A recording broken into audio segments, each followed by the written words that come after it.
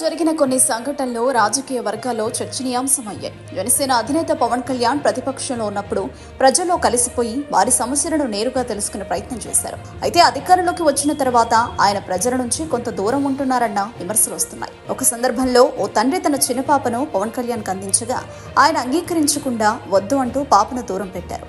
ఇలా ప్రవర్తించడం సరికాదని కొందరు విమర్శిస్తున్నారు. ఈ వీడియోలో సోషల్ మీడియాలో వైరల్ అవ్వడంతో ఆయనపై విమర్శలు పెరిగాయి.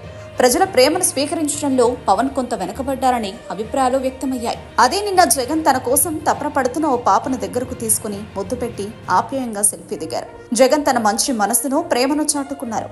ఈ ఘటన ప్రజల్లో జగన్ గొప్ప మనసును ప్రేమను చూపించిందని ఆయన అనుచరులు ప్రశంసించారు.